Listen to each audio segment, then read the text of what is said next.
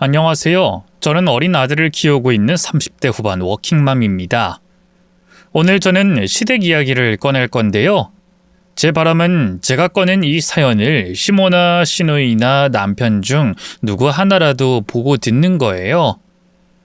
마침 시모가 이곳 애청자라는 게 생각나서 사연을 보내게 되었으니 꼭 제 사연을 봤으면 좋겠네요. 그럼 지금부터 이 사연을 보게 될 시모 얼굴을 붉힐 이야기를 해보겠습니다. 대학 졸업 후 곧바로 취직하게 되었던 저는 다니던 회사에서 저보다 2년 선배인 지금의 남편을 만나게 되었습니다.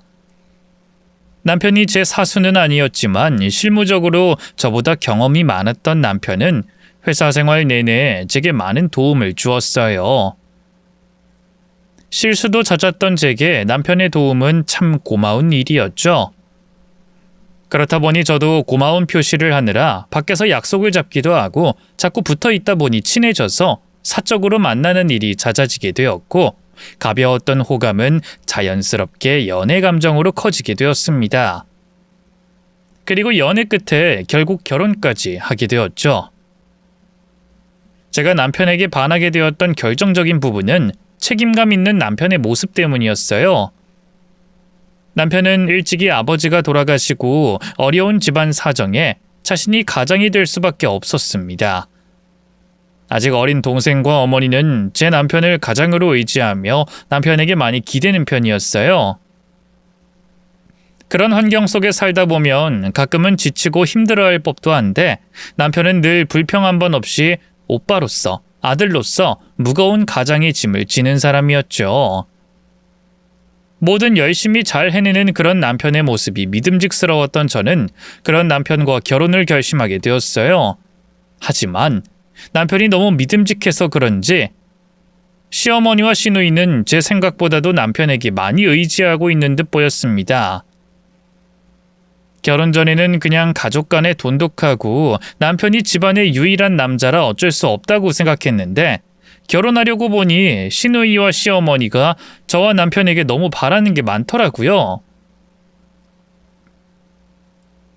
너희가 아무리 시댁 도움 없이 너희들끼리 결혼한다고 해도 할 건 해야 하지 않겠니? 결혼하면 다들 이 정도 예물 예단은 한다고 하던데. 어떤 한번 보렴. 새언니, 엄마랑 나랑 고심해서 적은 거니까 웬만하면 들어줬으면 좋겠어요. 집에서 아무리 해준 게 없다고 그래도 우리 엄마 입장에서는 이 정도 받을 수 있잖아요. 새언니가 돈이 없는 것도 아니고 기본적인 정도는 해야죠. 사실 그동안 오빠 키우느라 고생한 걸 생각하면 이건 아무것도 아니잖아요. 남의 집 귀한 아들 데려가는데 이 정도 성인 보여야지 않겠어요? 시댁에서 도움을 줄 형편이 아니라 저희 능력껏 결혼 준비를 해야 했습니다. 보통 알아서들 결혼하면 예물 예단은 안 하는 걸로 알고 있어서 저도 그냥 넘어갈 줄 알았는데 어느 날 시모가 불러 예물 얘기를 꺼내더라고요. 받고 싶은 게 있는지 줄줄이 목록까지 뽑아서 보여준 거죠. 그때야 시누이 말대로 하나뿐인 아들 결혼시키는데 구색은 맞추고 싶은 거겠지 생각해서 원하는 대로 해드렸는데 시모나 시누이가 그걸 고마워하기보다는 왠지 당연하게 생각하는 듯해서 하면서도 찝찝함이 있었습니다. 그런데 결혼 후에도 저희 부부에게 노골적으로 도움을 바라시곤 했어요. 시댁에서는 남편이 결혼 전부터 드리던 생활비에 시누이 용돈까지 당연한 듯이 저희 부부에게 바라고 있었습니다. 시댁 형편이 어렵다는 걸 알고 있으니 도움이 필요할 거라는 건 예상했지만 그래도 이렇게 대놓고 말을 꺼낼 줄은 몰랐어요.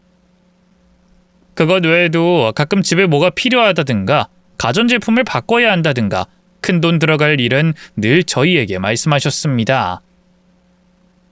돈 문제만 있으면 노골적이고 집요해지는 시모와 시누이가 부담스럽기도 했지만 괜히 빙빙 돌려서 둘러대는 것보다는 차라리 돌직구가 낫다고 생각했어요. 거기다 남편이 그 집 가장이라는 걸 알았을 때 이미 어느 정도의 희생을 예상했기 때문에 그런 일은 그리 큰 문제는 아니었습니다. 그래서 별로 스트레스를 받지도 않았고 그렇게 큰 문제 없이 남편과의 결혼 생활을 이어갈 수 있었죠. 하지만 제 회사 생활은 그리 순탄치 못했어요. 직급이 올라갈수록 회사 내에서 겪는 일들이 많아지고 회사 상사와 생긴 트러블로 인해 저는 회사 생활에 회의감을 느껴야 했습니다. 회사 일이 혼자 일이 아니다 보니 제가 아무리 잘해봐야 가로막히는 일이 생기게 되더라고요. 그렇다 보니 회사 생활이 제게 스트레스가 되었고 결국 저는 고민 끝에 퇴직을 결심하게 되었습니다. 퇴직 결정을 내리기까지 남편과 충분한 상의가 있었고 제 결정을 지지해주는 남편의 응원에 힘입어 전 결국 다니던 회사를 나오게 되었어요. 회사를 나온 저는 재취업을 준비하기 전 얼마간 휴식 시간을 가져보기로 했습니다. 그리고 그동안 평소에 생각해뒀던 사업을 진행해 보기로 했죠. 평소 속옷과 잠옷에 관심이 많았던 제가 제 마음에 드는 제품을 만들어 보기로 했던 겁니다. 거창한 생각으로 시작한 사업이 아니라 그냥 내가 직접 사용할 물건을 만들어 본다는 가벼운 마음으로 시작한 일이었는데 그게 생각보다 반응이 아주 좋더라고요. 저 같은 생각을 가진 사람들이 많았던 건지 가볍고 센스 있는 저의 잠옷이 인기를 끌며 제 예상보다 훨씬 많은 매출을 기록하게 되었습니다.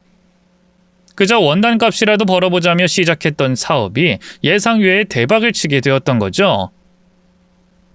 몇 달간의 매출이 제 회사 연봉과 비슷한 것을 보며 저는 이 사업을 더 키워보기로 결심했습니다. 다행히 그동안 회사 생활하며 배웠던 실무와 센스가 나쁘지 않았는지 사업은 점점 더 커지게 되었고 몇 년 만에 직원들을 열어둔 규모 있는 회사가 될 수 있었어요. 덕분에 저는 재취업을 고민하지 않아도 될 수 있었습니다. 처음에는 이럴 생각이 아니었지만 지나고 보니 그때 회사를 퇴직하고 나온 것이 전화위복이 되었다 싶었죠. 그렇게 모든 것이 잘 풀려간다고 생각했던 그때 다른 문제가 생기고 있었어요. 맨 처음 제가 사업을 시작할 때 남편은 제 사업을 가볍게 생각했었어요. 저도 그 일로 큰 돈을 벌게 될 거라고 생각하지 못했고 남편도 속옷 팔아봐야 얼마나 벌겠냐며 사업으로 얻는 매출은 제 용돈으로 쓰라며 쉬는 동안 잠깐의 취미 정도로 생각했죠. 그런데 그런 예상과 달리 제 사업이 점점 커지고 직원들까지 뽑으며 어엿한 회사가 되어가자 남편이 그제야 제 사업에 관심을 가졌습니다. 나 그냥 회사 그만두고 당신 일이나 도울까? 나도 요즘 회사 다니는 거 진짜 죽을 맛인데. 당신 진심이야? 일하겠다고 하면 자리는 만들어줄 수 있지만 그렇다고 낙하서는 안 돼. 괜히 대표 남편이 어쩐다 저쩐다 말 안 들으려면 누구보다 열심히 해야 해. 어쩌면 당신 지금 회사 다니는 것보다 더 바쁘고 더 힘들지도 몰라. 그래도 괜찮아? 아이, 그래도 남의 회사보다는 당신 회사가 낫지. 어차피 열심히 할 거면 당신 돕는 게 낫지 않을까 싶어서 그러는 거지. 아이, 그리고 내가 설마 당신 회사 일을 허투루 하겠어? 나 일 잘하는 거 당신도 알잖아. 나 정말 열심히 할 테니까 일자리 좀 만들어줘. 남편이 회사를 그만두고 제 일을 돕고 싶다고 말하는데 그 말투가 마치 직장 생활보다 아내가 하는 회사에서 편하고 싶어 하는 것 같아서 불안하긴 했어요. 그래서 여러 번 남편의 의중을 묻고 회사에서는 무조건 공과사를 확실히 하고 오히려 남들보다 더 열심히 해야 한다고 말하게 되었죠. 그러자 남편은 자신 있게 그러겠다고 말했습니다. 남편이 회사에서 일을 잘하는 걸 알고 있었던 저는 그 말을 믿었고 그렇게 남편에게 약속까지 받고서야 남편을 회사로 부르게 되었어요. 하지만 열심히 할 거라던 말과 달리 남편은 설렁설렁 일을 제대로 하지 않았죠. 직원들 눈치가 보였던 저는 그런 남편을 감시할 수밖에 없었고 저는 이래저래 피곤해지게 되었어요. 그래도 남편이 돈 잘 버는 아내 믿고 집에서 한량처럼 사느니 일하는 척이라도 하는 게 그나마 다행이라 생각했던 저는 나태해진 남편을 참기로 했습니다. 그러던 중 시댁에서 기막힌 일이 벌어지게 되었어요. 평소 분수에 비해 씀씀이가 해프고 생각이 없던 철없는 시누이가 시모와 남편도 몰랐던 거액의 빚이 있다며 뒤늦게 폭탄을 던진 겁니다. 그동안은 돌려막기하며 근근히 버텼는데 그게 혼자 감당하지 못할 지경이 되자 그제야 도와달라며 얘기를 꺼냈던 거죠. 그런데 그 빚이 제 생각보다 컸던 건지 남편이 일부를 갚아줬음에도 시모는 살던 집을 팔아야 했고 갑자기 오갈 곳이 없어진 시모와 시누이가 저희 집에 들어오게 되었어요. 심지어 상의도 없이 일방적 통보에 가까웠지만 시댁 상황을 뻔히 알고 있던 저는 오갈 곳 없는 두 사람을 차마 쫓아낼 수가 없었어요. 하는 수 없이 어린 아들의 방과 서재로 쓰던 방을 비워 시모와 시누에게 내어주게 되었고 어쩌다 보니 시댁 식구들과 불편한 동거를 하게 됐죠. 그런데 그 와중에 남편이 시모와 시누를 회사에 취업시켜달라며 제게 부탁하더라고요. 두 사람 갈 곳도 없고 일할 곳도 없는데 차라리 회사 나와서 잡일이라도 시키면 좋잖아. 두 사람이 얼른 돈 벌어서 나가면 당신도 좋을 거고, 안 그래? 그렇다고 없는 자리를 어떻게 만들어. 지금 굳이 사람 뽑을 일도 없고, 그리고 당신도 모자라서 시댁 식구들까지. 미안. 아무래도 그건 안 될 것 같아. 이미 농땡이 부리는 남편 하나만으로 벅찼던 저는 시모와 시누까지 회사로 끌어들이고 싶지 않아서 남편에게 거절을 전했습니다. 그런데 시모와 시누가 저희 대화를 몰래 듣고 있었는지 제 말이 끝나기 무섭게 들어와서는 제발 도와달라며 제게 빌기 시작하더라고요. 우리 좀 도와다오. 그냥 돈 달라는 것도 아니고 일해서 벌겠다는데 그 정도는 도와줄 수 있잖아. 그래요, 언니. 나 열심히 일할 테니까 자리만 좀 만들어줘요. 네? 온 가족이 제게 사정하는 통에 전 결국 두 사람을 회사에 들일 수밖에 없었습니다. 그리고 곧바로 후회할 만한 일이 생기게 됐죠. 시모와 시누가 회사에 들어온 지 얼마 안 돼서 직원들이 못 살겠다며 난리가 난 겁니다. 알고 보니 시모와 시누가 대표 가족이라며 다른 직원들한테 갑질을 하고 직원들을 자기 비서처럼 수족 부리듯 부려대고 괴롭히고 있었던 거예요. 그나마 멀쩡했던 남편은 두 사람을 말릴 생각도 안 하고 식구들한테 전염이라도 된 듯 똑같은 짓을 하고 다녔고요. 다들 열심히 일하는 직원들인데 회사 대표 가족들한테 갑질까지 당했으니 얼마나 속이 상하고 자괴감이 들겠어요. 덕분에 회사 내 직원들의 원성이 자자해졌고 전 그런 직원들을 달래기 위해 애를 써야 했습니다. 그렇게 제 선에서 어떻게든 상황을 수습해 보려고 노력하고 직원들을 챙기고 독려했지만 그래도 결국 퇴사하는 직원들이 생기고 말았어요. 그로 인한 손해가 막심해지며 전 시모와 시누이에게 대놓고 화도 냈지만 아나무인인 시모와 시누이에게는 통하지 않았습니다. 그렇다고 이제 와서 시댁 식구들을 쫓아내는 것도 쉬운 일이 아니었죠. 결국 저는 회사에서 제대로 일도 하지 못하고 남편과 시댁 식구들을 쫓아다니며 감시하느라 점점 지쳐갈 수밖에 없었습니다. 점점 이 결혼 생활에 후회하는 시간이 많아지게 되었고 좋게 생각하려고 노력했지만 마음을 다잡을 때마다 남편과 시자 이 인간들이 하는 짓거리 때문에 이혼하고 싶다는 생각이 떠올랐어요. 하지만 이혼하는 게 쉬운 일은 아니죠.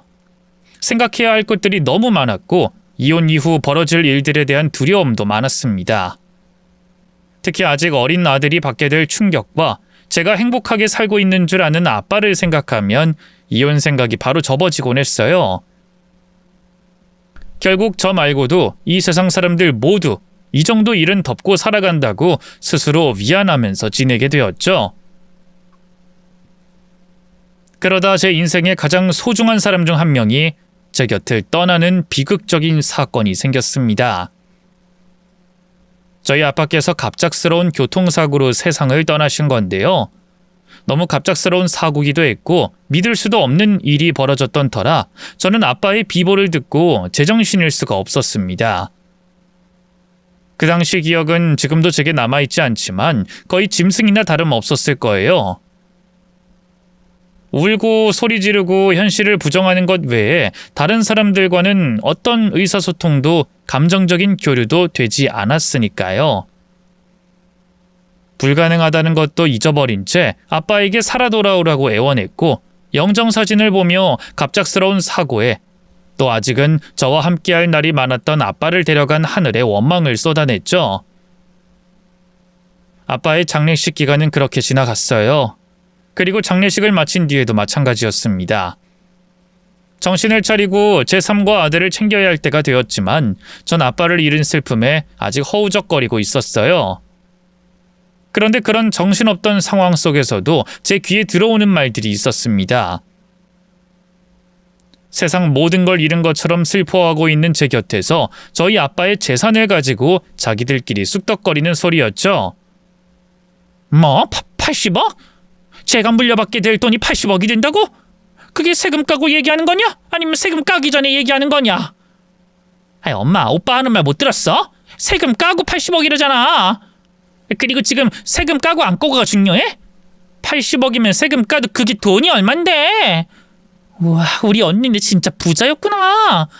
근데 그렇게 돈이 많으면서 회사 일은 뭐 그렇게 열심히 한 거래? 설렁설렁 해도 됐는데. 얘는 원래 부자들이 더 독하게 사는 거야. 근데 독하게 살면 뭐하니? 저렇게 돈만 모으고 즐기지도 못하고 세상 떠나. 엄마, 저 사람 듣겠어. 말 조심해. 나는 그런 뜻이 아니라 너무 안타깝다는 거지. 그나저나 희진이는 그 돈 어떻게 하겠다고 하디? 혹시 우리 얘기는 안 해? 우리가 회사 일도 돕고 여기 들어와서 너희 집안일이며 진우 돌보는 거며 엄청 고생하는데 뭐 해주겠다는 말 없냐고? 아직 유산에 대해서 아무런 말도 안 했어. 엄마도 저 사람 상태가 어떤지 보잖아. 아직 얘기 꺼낼 때가 아니라서 나중에 얘기하려고. 너 말할 때 잘 꺼내야 한다. 우리가 지금까지 회사를 위해서, 아니지, 우리 며느리 꿈과 성공을 위해서 얼마나 애를 쓰고 도움을 줬는지 설명 잘해야 한다고. 그래야 하나 줄 거 두 개 주고 익숙한 것도 더 고맙게 느끼지. 그래 오빠, 대충 뭉뚱그려 얘기하지 말고 하나하나 빠짐없이 설명 잘해. 우리가 희생하는 것도, 나만 해도 내 또래 직장인들 연봉 얼마나 받는지 알아? 거기다 그 사람들 주 5일이야. 근데 난 격주라고 해도 주말에도 출근하잖아. 그런 세세한 것도 빼놓지 말고 말하라고. 우리 가족이 언니를 위해서 또 회사를 위해서 얼마나 열심히 일하는지 얘기하라고. 알겠어. 우선은 저 사람 정신 좀 차리면 얘기할게. 그리고 얘기할 때 목소리 좀 낮춰. 옆방이라고 해도 크게 하면 다 들린다니까. 넌 우리가 무슨 목소리를 크게 했다고. 그리고 너야말로 제 눈앞에서 못 봤어? 사돈 죽고 완전히 정신이 나가 있던데. 이런 거 걱정하지 말고 너나 행동 똑바로 해. 너 지금 쟤한테 잘하면 평생 간다. 지금 제 손에 쥐어지게 된 돈이 자그마치 80억이야. 그 돈 같이 쓰고 같이 편해지려면 네가 지금 잘해야 한다고. 알았어. 지금도 저 사람 신경 쓰는데 최선을 다하고 있잖아. 저 사람 일에 관해서 내가 알아서 잘할 테니까 엄마랑 승인 조심 좀 해. 80억이라는 말에 들떠서 실수하지 말고. 제가 충격에 헤어나오지 못하고 있는데 돈이 먼저인 듯한 남편과 시댁 가족들 대화에 어이가 없었어요. 그런데 한편으로는 이해가 되기도 했습니다. 여러분 앞에 갑자기 돈 80억이 생겼다고 생각해보세요. 그게 실감이 나겠어요? 요즘 로또 당첨돼도 사업이 대박 터져도 돈 80억은 보기도 힘든 돈인데 그 큰 돈을 며느리가 상속받는다고 하니 말이 나올 수도 있죠. 또 상속받은 제게 떡국물을 바라는 것도 이해되었습니다. 시댁 가족들이 아니라고 해도 누구든 그런 상상과 기대 정도는 할 수 있으니까요. 문제는 평소 회사 일도 집안일도 제대로 안 하는 시댁 가족들이 마치 세상 열심히 사는 사람들처럼 저와 회사를 위해 몸을 갈아 넣은 것처럼 말하는 거였어요. 그게 어이가 없었고 기가 찼는데 다른 말은 하지 않기로 했습니다. 기대와 상상이야 뭐 자기 자유였으니까요. 또 제가 아빠로 인해 열을 낼 기력도 없었어요. 시댁 식구들이 바라는 덕건물은 제가 줄 이유도 없었고 안 주면 그만이었으니 무시하기로 했습니다. 그리고 진심인지 아니면 돈 80억 때문에 그러는진 모르겠지만 그래도 큰 힘이 되어주던 남편이 제게 해주는 위로를 받으며 아픈 마음을 조금씩 추스르게 되었죠. 제가 아빠와 가지고 있던 연대가 다른 부녀 관계보다 좀 더 깊어서 그랬는지 모르겠지만 아빠를 떠나보낸 슬픔은 시간이 아무리 흘러도 또 어떤 위로를 받아도 다 비워내기 힘들 것 같았습니다. 그러다 보니 언제까지 슬픔 속에 빠져 허우적거릴 수는 없다고 생각했어요. 마음속 상처와 슬픔은 한 곳에 두고 현실을 살아야 한다고 생각했죠. 혼자 슬픔 속에 빠져 있기에는 너무 많은 책임을 지고 있는 회사 사장이었고 한 아이의 엄마, 남편의 아내였으니까요. 그래서 일으켜지지 않는 몸을 억지로 일으켜 일상에 복귀했어요. 일상으로 돌아오고 나니 저를 떠미는 현실로 인해 다시 쫓기듯 삶을 살게 되었고요. 다른 사람들이 보기에는 예전과 다를 것 없는 사람처럼 말이죠. 하지만 저를 오랫동안 알아왔거나 잘 아는 사람은 제 마음속 슬픔이 여전하다는 걸 알 수 있었던 겁니다. 그런데 그런 제 속마음을 가장 잘 알아야 하는 존재들이 그걸 모르더라고요. 바로 남편과 시댁 식구들이 말이죠. 이들은 제가 일상에 쫓겨 사는 모습을 보곤 제가 아빠 잃은 슬픔에 완전히 회복한 줄 알았나 봐요. 그러지 않고서야 제 앞에서 정신 나간 제안을 하지 않을 테니까 말이죠. 여보, 바빠? 그 회사 며칠 비었다고 일이 이렇게 많을 줄이야. 이 정도 일이 쌓인 거 알았으면 당신이 대신해주지 그랬어. 아니다, 내 잘못이다. 내가 자리를 비웠는데 누굴 탓해. 근데 뭐 때문에 그래? 아니, 바쁘면 좀 이따가 얘기하고. 그냥 지금 얘기해. 나도 숨 좀 돌릴 겸 쉬자. 왜? 무슨 일인데?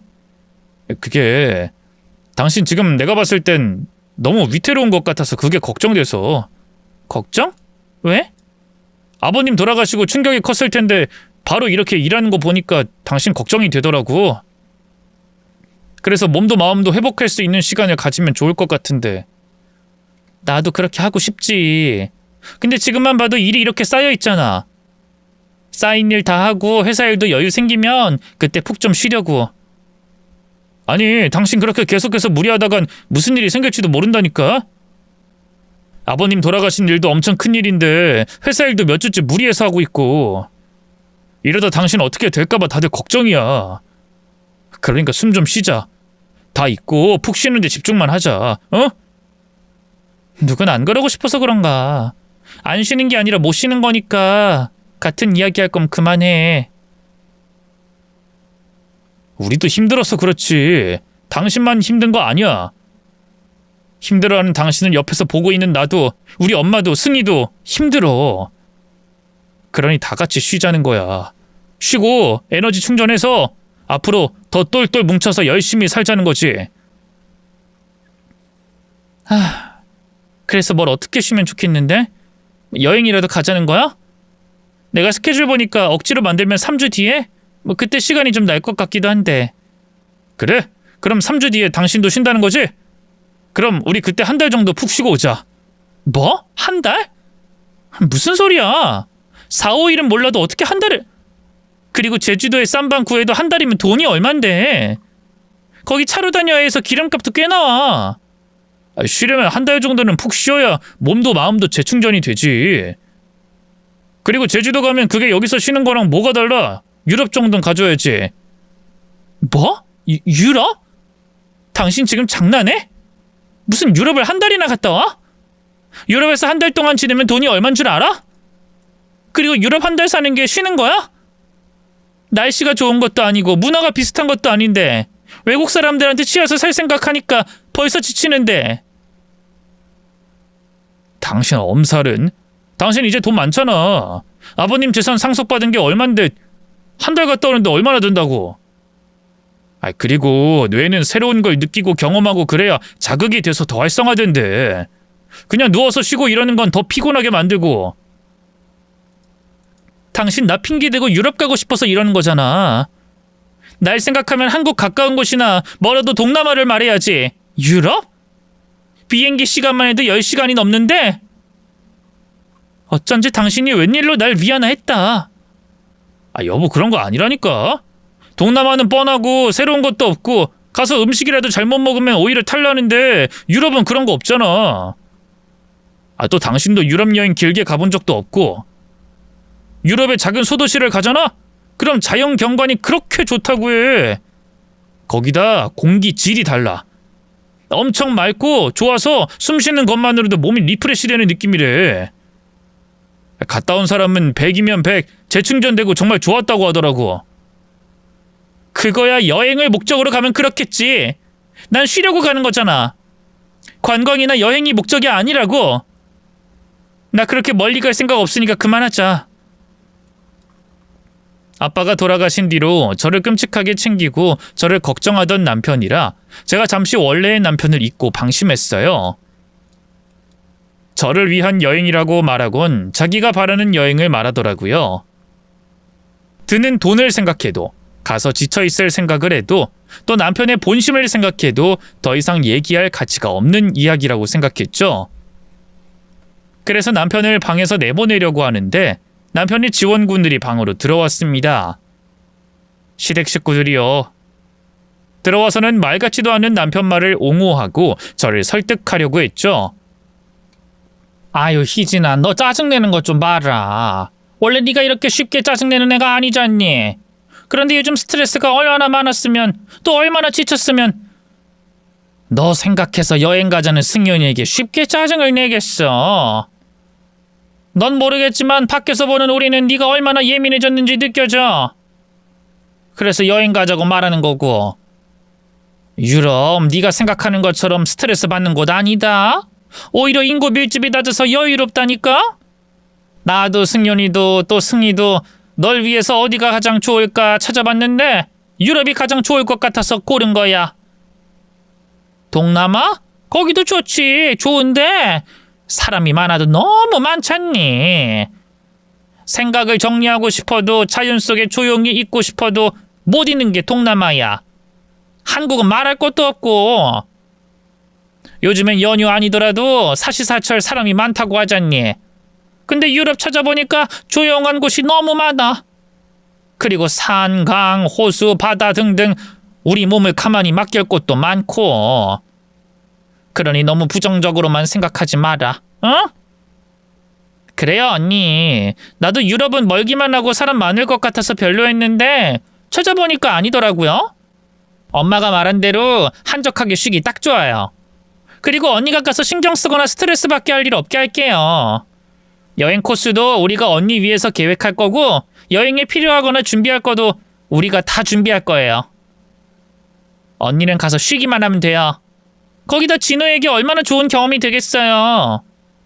또 진우도 은연중에 언니가 힘들어하는 것도 느끼고 외할아버지 부재도 느낄 텐데 이런 새로운 경험이 그런 감정을 잊는데 얼마나 좋겠고.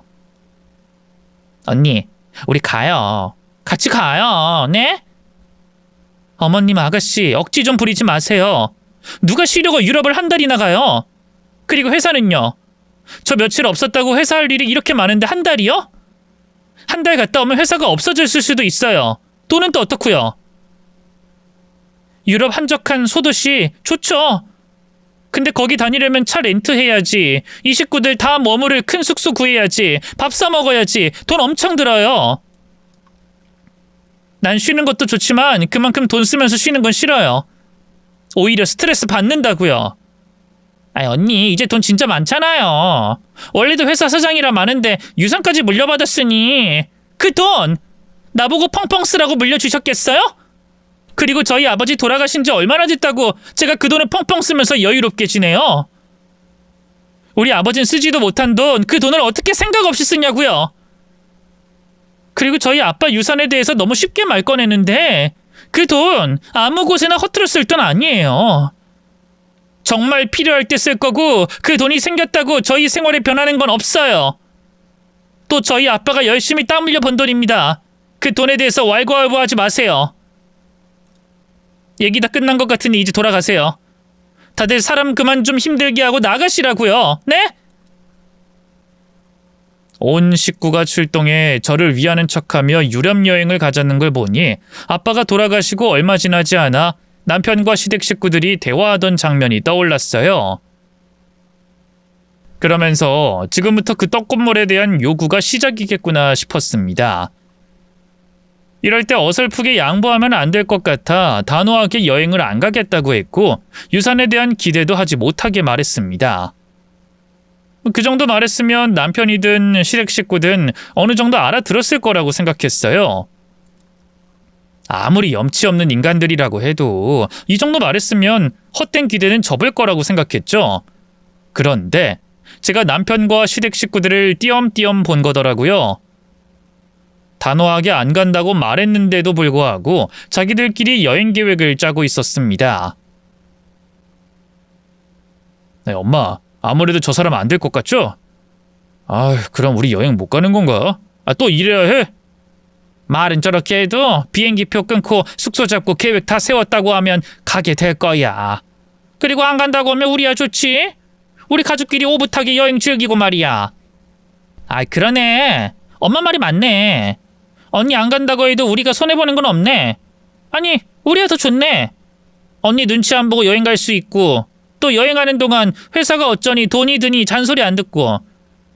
그럼 당장 비행기 티켓부터 알아보자. 아, 근데 저 사람이 저렇게 나오는데 비행기 티켓은 뭔 돈으로 구해? 그리고 숙박비는? 저 사람 안 갈지도 모르는데 돈을 주겠어? 그 말은 저 사람 설득할 때까지 여행도 딜레이 된다는 거 아니야? 어? 그러네. 아, 그러면 안 되는데.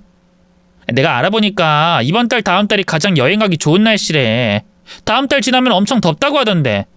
유럽은 에어컨 없는 곳도 많아서 더위 장난 아니라고 하고. 아, 결국 언니가 허락해야 하는 거잖아. 어떡하지? 아, 진우한테 여행 가고 싶다고 떼를 쓰라고 할까? 아니면 우리가 언니 여권이랑 짐 준비하고 확 납치해서 갈까? 넌 허황된 이야기를 하고 있냐? 아이씨. 아, 이걸 어떡하지? 아, 어떡하긴 어떡해. 이왕 가기로 한 거 그냥 우리 돈에서 깨고 가자. 승희, 너 지금까지 돈 얼마나 모았어? 승윤이 넌 얼마 있고? 아, 나야 돈 없지. 빚이 아직도 남아있으니까. 뭐? 아, 빚이 왜 남아? 내가 집까지 팔아서 싹 다 갚았는데 빚이 왜 남아? 아, 엄마가 갚아준 거 말고 남은 게 좀 있었어. 아, 근데 그건 이자도 낮고 한 달에 갚는 돈도 얼마 안 돼서 내가 갚을 수 있어. 매달 받는 월급으로. 아, 근데 나 나름대로 나가는 돈이 있으니까 돈이 없는 거지. 야, 넌 희진이 제 회사에 취직한 지가 언젠데 모은 돈이 없어? 아우, 두야. 그럼 승윤이 너는? 나는 몇천 있긴 하지. 퇴직금도 그대로 있고 또 저 사람이 생활비를 전부 부담하니까. 그럼 그 돈으로 비행기 티켓이고 숙소값이고 다 해결하자. 그리고 이렇게 된 거 그냥 희진이 빼고 가. 아, 빼고 가는데 제가 거절해서 빼고 가는 그림으로 유도하자. 아, 그럼 돈은 내 돈 다 날리라고? 아이, 엄마, 승희 빚 갚는데 엄마 돈뿐만 아니라 내 돈도 들어갔어. 근데 또 내 돈을 쓰라고? 이제 남은 건 그게 전부인데? 야, 그게 왜 전부야? 네 처가 돈 80억 생겼는데 8억이 아니라 80억이 생겼는데 돈 몇천 쓰는 게 대수야? 아, 그렇구나. 우리 돈 80억이 생겼지? 그렇네. 아, 나도 왜 그 생각을 몰랐지? 우리가 지금 언니 돈 생겨서 여행 가려고 계획 짜던 건데. 그럼 우리 이번에 여행 가는 거 다 특급으로 가자. 숙소도 엄청 비싼 데서 묵고 비행기도 이코노미 이런 거 말고 비즈니스, 아니 퍼스트 타자. 응? 나 퍼스트 타보는 게 꿈이야. 퍼스트 타고 사진 찍어서 SNS에 올리고 싶단 말이야. 응? 그래, 가. 퍼스트. 뭐 까짓거 그거 타고 가자. 우리가 이제 돈에 쪼들려서 덜덜 떨고 살 필요 없잖아. 내 와이프가 탄탄한 회사에 돈 80억까지 있는데 그까지 퍼스트 왜 못 타? 야, 승희, 너 여행 가는 데 있어서 내 돈 다 써도 되니까 뭐든 좋은 걸로 싹 다 예약해. 알겠지? 진짜? 오빠 고마워. 야, 왜 네 오빠한테만 고마워해? 아이디어는 엄마가 냈는데. 당연히 엄마한테도 고맙지. 나 우리 가족 다 고마워. 엄마, 오빠, 그리고 언니. 언니가 80억 받을 수 있게 돌아가신 사돈어른한테도. 그 대화를 듣곤 저도 화가 꽤 많이 났습니다. 어떻게 저런 생각과 말을 뱉을 수 있나 싶어서 말이죠. 그때도 이혼 생각이 떠올랐지만 아들 진우 생각에 생각을 더 이어가진 못했어요. 하지만 제게 시어머니 신우인 사람들이 있으니 그 자리에서 화를 내지 못했죠. 대신 며칠 뒤 남편을 따로 불러 이야기를 했습니다. 정신 똑바로 차리라고 말이죠. 당신 지금 당신 가족들이랑 해외 갈 생각하고 있다는 거 다 알아. 그리고 그 생각 뒤에 뭘 믿고 이러는지도 알고. 저번에도 말했지만 나 우리 아빠가 물려준 돈 허투루 쓸 생각 없어. 더욱이 그 돈으로 당신이나 어머님, 아가씨 도와줄 생각은 조금도 없고. 내가 우리 회사에 일하게 해줬으면 됐지 뭘 더 도와줘야 해? 그러니까 허튼 생각하지 말고 이제부터라도 회사 일이나 열심히 할 생각해. 여행은 연휴에 휴가 때 다녀오고. 아니, 무슨 말을 그렇게 하냐? 좀 좋게 생각하고 잘 다녀오라든지 아니면 경비하는 데 쓰라고 돈을 좀 주든가 하지. 야, 박승윤, 나 지금 장난으로 하는 말 아니야. 진지하게 경고하는 거야. 너 내가 아무것도 모르는 줄 아나 본데? 나 다 알아. 내가 아빠에게 받은 유산에 기대려고 하는 거 다 안다고. 대화하는 거 다 들었으니까 그만해. 여행 꿈도 꾸지 말고 회사 일이나 똑바로 할 생각해. 아, 여보, 우리 엄마 그리고 승희 유럽 근처도 못 가본 사람들이야. 그래서 이번 기회에 가보려는데 왜 그래? 아니, 그렇다고 우리 당신 돈 써서 가는 것도 아니잖아. 당신이 가지고 있는 돈 다 쓰고 가는 거잖아. 그게 가장으로서 할 수 있는 짓이야? 우리가 맞벌이고 당장 다음날 은행 이자에 생활비가 급하면 그런 생각할 수나 있겠어? 거기다 당신 내 회사 직원이야. 어머님도 아가씨도. 근데 한 달이나 여행을 갔다 오겠다고? 직원이라고 해도 말이 안 되고 사장 가족이라고 해도 그건 아니지. 거기다 당신, 어머님, 아가씨 회사 일은 제대로 했어? 우리 가족들 때문에 힘들어하는 직원들이 있는 거 몰라? 회사 잘못되는 걸 바라는 거야? 그게 아니면 정신 좀 차려. 아이, 그만 좀 해라. 겨우 한 달 다녀오는 거 가지고. 우리가 다녀와서 진짜 열심히 일할게. 그럼 되잖아. 그리고 당신 이제 80억 있는데 그 작은 회사 가지고 뭔 걱정이야. 80억이면 건물 비싼 거 하나 사고 거기서 나오는 월세만 나와도 평생 먹고 살겠는데. 이번 한 번만 봐줘. 아니면 당신이랑 진우도 같이 갈래? 같이 가면 더 좋지. 아니, 난 안 가지. 진우도 유치원 가야 하고. 그래, 뭐 당신 작정하고 갈 생각인가 본데 어디 잘 다녀와 봐. 그래? 그럼 가도 된다는 거지? 고마워, 여보. 우리 가족 당신 덕분에 유럽 잘 갔다 올게. 눈치가 없는 건지 아니면 그런 식으로 은근슬쩍 넘어가려고 했던 건진 모르겠지만 남편은 결국 여행을 가겠다고 했습니다. 그리고 그때부터 남편과 시댁 가족들은 제 눈치 보지 않고 여행 가는데 들떠서 준비했어요. 전 그런 어이없는 모습을 지켜만 봤죠. 유럽으로 떠나는 전날 남편과 시댁 식구들에게 딱 한마디를 했고요. 여행 잘 다녀오세요. 행동 하나, 판단 하나 잘 생각하시고요. 뭐든 그렇잖아요. 순간의 판단이 평생 간다거나 인생을 뒤바꿀 수도 있다는 거. 아유, 고작 해봐야 여행인데 뭘 그렇게까지 말하니. 그래도 우리 생각해줘서 말해주니 고맙구나. 언니 덕분에 마음 놓고 잘 다녀올게요. 와서 진짜 열심히 일할 테니 기대하세요. 그리고 언니랑 우리 진우 선물도 꼭 챙겨올게요. 시댁 식구들 역시 제가 한 말에 진심을 알면서도 모른 척하는 건지 아니면 정말 조심하라는 말로 들었는진 모르겠지만 결국 다음날 여행을 떠나겠다는 입장을 고수했습니다. 그런데 그랬으면 안 됐어요. 그날 제가 마지막으로 한 말에 조금이라도 깊이 생각하고 남아 있어야 했습니다. 남편에게 했던 말, 그리고 여행 전날 제게 했던 말이 제가 남편과 시댁 식구들에게 줬던 마지막 기회였거든요. 그걸 몰랐던 남편과 시댁 가족들은 룰루랄라 여행을 떠났고 정확히 한 달 만에 집으로 돌아왔습니다. 하지만 시댁 식구들이 집으로 돌아와 봐야 했던 건 이미 집주인이 바뀐 집이었어요. 그러자 어디로 가야 할지 모르는 남편과 식구들이 회사로 찾아왔습니다. 여보, 뭐야? 이사라니? 한 달 사이에 이사했다고? 나랑 상의도 없이? 얘 희진아, 너 연락했었니? 우리 로밍 다 하고 갔는데 이사 갔다고 한 문자는 없던데. 왜? 집에 무슨 일이 있었어? 언니, 이사할 때 고급 포장이사 부른 거 맞죠? 내 옷들이랑 가방 구겨지면 안 되는데. 집이 어디예요? 나 내 짐부터 확인해야 할 것 같은데. 내 명의인 집 내가 이사하는데 이 집 식구들 허락까지 받아야 하나? 아, 그래도 내가 짐은 잘 보관해놨어. 요즘 짐 보관해주는 데 있지? 거기 있으니까 얼른 찾아가. 그게 내일인가 내일 모레인가 만료거든. 내가 딱 한 달치만 냈으니까 서둘러야 할걸?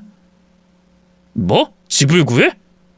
여보, 당신 계속 무슨 말 하는 거야? 당신 집이라니. 그게 당신 명의이긴 하지만 우리 집이지 어떻게 당신 집이야. 이사도 당신 마음대로 결정하는 게 어딨고. 말귀를 못 알아듣는 거야? 아니면 모른 척 하는 거야? 아니다, 됐다.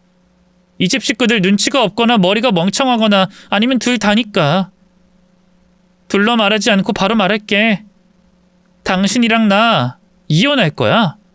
그래서 집도 나랑 진우 둘이 지낼 집으로 이사했고, 당신 그리고 당신 가족들 짐도 따로 보관해 준 거고. 알았으면 이제 집이나 구해. 소송 준비하고. 뭐? 이혼? 여보, 이혼이라니? 왜? 설마 우리끼리 여행 다녀왔다고 이러는 거야? 그게 괘씸해서? 정말 생각하는 거라곤. 진짜 더럽게 눈치 없으니까 내가 전부 다 설명해 줄게. 이해 안 되는 게 있으면 소장에 나온 거 보고 확인해. 내가 진짜 많이 참고 어떻게든 이해하고 좋게 생각하려고 했는데 도저히 안 되겠더라. 당신 가족들 염치가 없어도 너무 없어야 말이지. 당신도 그렇고 어머님, 아가씨도 우리 아빠 돌아가시고 내가 돈 80억 물려받게 됐다고 하니까 마냥 좋았지? 기뻤죠? 우리 아빠가 어떻게 됐든 내가 어떻든 관심, 신경 하나도 없었잖아. 오로지 내게 거머리처럼 기댈 생각이었잖아. 아니야? 내가 다 들었는데? 다 듣고 녹음도 했는데? 근데 내가 그것도 좋게 생각했거든. 솔직히 사람이니까 기대도 하고 김칫국도 마실 수 있지. 그래서 내가 경고도 했고. 근데 내가 한 말 듣긴 했나? 들었는데 유럽 여행을 한 달이나 가겠어? 야, 너 네 통장에 돈 얼마나 있어? 아니다. 이 집 식구들 전부 다 말해봐요. 통장에 얼마 있어요? 내가 이제까지 일 하나 안 하는데 꼬박꼬박 줬던 월급 얼마나 있냐고. 없지? 없는데도 유럽 여행 가겠다고 했지? 왜? 나 믿고. 유산 80억 받은 며느리가 회사까지 운영하면서 먹이고 재워주고 월급까지 주니까 돈을 모을 필요가 없지. 안 그래? 여보, 당신 너무 흥분한 것 같은데 우린 그런 뜻이 아니고 당신 생각하다가 얘기가 나와서 우리 가족들 유럽 못 가봤으니까.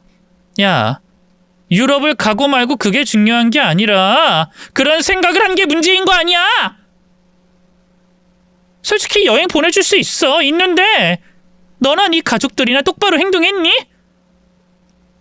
딸려는 빚을 억대로 쌓아서 엄마 집 날리게 만들어 그 엄마는 염치불구하고 며느리 집에 딸까지 데리고 와. 그럼 어느 정도 눈치라도 보던가 집안일이라도 좀 하든가 그래야지. 우리 회사에 취직시켜달라고? 그래서 내가 취직시켜줬으면 열심히 일해야 하는 거 아니야? 근데 세 사람 뭘 어떻게 했어? 일 맡기면 도망다니기 바쁘고 맨날 직원들에게 떠넘기고 똑같은 직원이면서 내 남편이라고 시어머니라고 시누이라고 갑질하고. 내가 너희들 때문에 직원들 달래느라 얼마나 힘들었는지 알아? 나간 직원 몇인 줄 알아? 그런 짓을 했으면 미안한 줄 알아야지. 아빠 일은 날 진심으로 생각해야지. 그런 날 돈으로 보고 빌붙을 생각이나 해? 나도 이제 더는 못 참아. 전엔 아빠도 있고 진우도 마음에 걸려서 이혼 생각 지우기 일쑤였는데 이젠 더는 못하겠어. 이혼할 거야. 내가 내 피 다 빨릴 때까지 왜 당신들이랑 살아? 이제 당신들 내 가족도 아니고 여기 직원도 아니니까 나가. 나가라고! 여보! 아니 얘가 도와준 게 있어서 지금까지 말 안 했더니 시어머니를 아주 보쌈해 먹으려고 하네? 예, 우리가 뭘 그렇게 잘못했니? 가족끼리 그 정도 도움도 못 줘? 누가 보면 네가 우리한테 대단히 많이 해준 줄 알겠다? 겨우 자기들 사는 집에 얹혀 살게 해주고 회사에서 일하게 해주곤 무슨. 그래, 회사에 우리가 돈을 그냥 받았니? 우린 일 안 했어? 직원들이 뭐? 걔들이 우리를 먼저 불편하게 생각한 거지 우리가 뭘 했다고? 그리고 어디 네가 우리를 해고를 해? 우리가 무슨 잘못을 했다고? 너 법을 모르나 본데 사람 쉽게 자를 수 있는 거 아니다. 그리고 우리가 여기 1년 넘게 있었는데 해고해도 퇴직금을 받아야지. 안 그래? 웃기고 있네. 그래요, 법대로 해봐요. 법대로. 어느 회사가 한 달 동안 무단 출근한 직원들을 가만히 놔둬요? 그런 직원 있으면 내가 손해배상 청구를 해야지. 그리고 우리 회사에 근무했다는 거 증명할 수 있어요? 못하잖아요. 그때 소득 잡히는 걸로 세금 내는 게 아깝다면서 계약서 작성해야 한다는 내 말 씹고 직원 등록도 못하게 하고 그냥 일했잖아요. 돈도 통장으로 받으면 걸린다고 현금으로 봉투에 받았잖아요.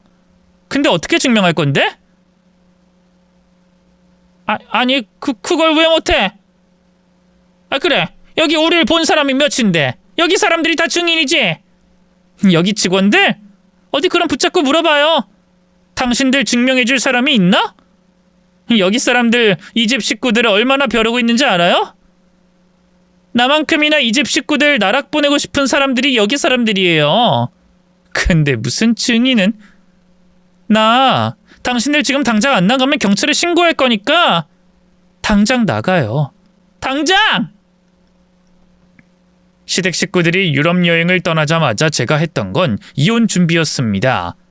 그리고 그 집 식구들을 어떻게 해야 나락으로 보낼까 하다가 생각해낸 게 알거지로 만들어서 내쫓는 거였어요. 말 그대로 맨몸으로 나가도록 하는 법을 말이죠. 보통의 결혼 생활이라면 한쪽이 잘못하더라도 받아가는 게 있겠지만 제 경우는 좀 특별했습니다. 우선 결혼할 때도 형편이 어려운 남편 대신 제가 대부분을 준비하고 해왔고 또 퇴직 후 회사를 운영하며 나아진 벌이로 시댁에 도움을 주기도 했었죠. 거기다 시댁 식구들이 세금 안 내겠다고 고집 부렸던 근로계약서 미작성이 신의 한 수가 되었어요. 시모 말을 듣고 표면적으로 퇴사한 남편을 포함해 시모, 시누이까지 직업 없이 저희 집에서 제가 보살피는 꼴이 되었으니까요. 남편은 경제적인 능력 없이 집에서 쉬는 한량이 되었고 저는 아들과 남편, 시댁 가족들까지 책임지는 집안의 유일한 가장이 되어 있었습니다. 그러니 이혼 사유도 충분했고 재산 분할에서도 제가 입증할 수 있는 부분이 너무 많아 유리했죠. 회사는 남편이 건들 수도 없는 재산 분할 제외 대상이었고 아빠께서 제게 남겨주신 80억 역시 마찬가지였습니다. 한 달 동안 정말 꼼꼼히 몇 년 동안의 생활비, 생활요금, 세금 등등 모든 명세서를 뒤져 제가 모든 걸 부담한 내용을 입증하고 변호사님과 확인 후 제가 남편과 이혼할 시 나눠야 할 재산이 절반의 절반도 안 된다는 걸 확인할 수 있었고요. 거기에 제가 당연히 친권과 양육권을 가져갈 테니 남편은 제게 양육비를 줘야 했어요. 남편과 시댁 식구들 입장에서는 여행에서 돌아오자마자 집이 날아가고 직장이 날아가고 돈도 날아가며 한순간에 알거지가 된 셈이었죠. 그걸 알게 된 남편이 그제야 제게 빌어오기 시작했습니다. 여보, 화 풀어. 당신 충분히 화낼 만한 상황이긴 해. 근데 이렇게 이혼을 쉽게 생각할 수는 없지. 우리 진우도 있는데. 당신이 이제까지 서운하고 화났던 거 말하면 내가 우리 식구들이 고치도록 할게. 그러니까 제발 화 풀어라. 내가 쉽게 이혼을 선택한 줄 알아? 아까 말했지? 전에도 이혼 생각 종종 했다고. 근데 이번 일 겪으니 도저히 안 되겠더라. 진우가 당신이랑 당신 가족들에게 그 뻔뻔하고 염치 없는 모습을 배우게 될까봐 겁이 나더라. 그리고 언젠간 우리 아빠 돈에 욕심내지 않겠어? 지금까지도 받기만 하고 고마워하지도 않고 요구만 해오는 당신과 당신 식구들인데 난 오늘만 오기를 기다렸어. 소장 건네줄 오늘을. 자, 이제 이거 받고 꺼져. 꺼지고 다신 찾아오지 마. 할 이야기 있으면 변호사 통해서 하고. 여보. 얘 희진아, 너 이러면 안 되는 거야. 네 새끼를 생각해야지. 진우가 아빠 없는 자리를. 여보세요? 경찰이죠? 여기 저희 회사에 찾아와서 저를 괴롭히는 사람들이 있어서요. 제가 눈 하나 깜빡하지 않고 경찰에게 전화를 걸자 남편은 제 화를 더 이상 돋구면 안 된다고 생각했는지 시모와 시누이를 데리고 나갔어요. 이후 남편과 시모가 몇 번이나 저와 접촉해 제 마음을 돌리려고 했습니다만 그렇게 돌아설 마음이라면 애초에 이혼을 선택하지 않았겠죠. 결국 이혼 소송을 하게 되었고 그 결과는 저와 변호사님의 예상대로 저희의 승소였습니다. 남편은 제 생각보다 더 많이 재산 분할해서 재산을 가져가게 되었지만 그 돈이라고 해봐야 서울의 아파트 전셋집 하나 구하기 힘든 돈이었습니다. 거기다 빈털터리에 거머리 같은 시모와 시누이가 있는데 그 돈이 남아 있겠어요? 제 회사에서 몇 년 동안 놀고 먹는다고 중간에 경력 단절도 있어서 취업도 쉽지 않은데 그 적은 돈으로 시모와 시누이 데리고 살 집 구하고 먹고 살면 진우 양육비는 줄 돈이 있을지 모르겠습니다. 그런데 그거야 뭐 이제 제가 생각할 바가 아니죠. 여러 번의 제 기회에 고마워할 줄 모르고 마지막 기회까지 자기 손과 발로 차버린 남편과 그 집 식구들의 문제 아니겠어요? 저는 그 집 식구들 후회하는 거 지켜보면서 아들과 행복하게 살려고요. 그래서 이 글도 그 집 식구 중 가장 염치 없던 시모가 자주 보는 이곳이 생각나서 보내게 되었습니다. 어떻게 제 전 시어머니인 분이 글 재밌게 잘 보셨는지 모르겠네요. 그럼 전 이제 골칫거리 없는 행복한 제 인생 즐기러 이만 가보겠습니다. 사연 읽어주셔서 감사합니다. 안녕히 계세요.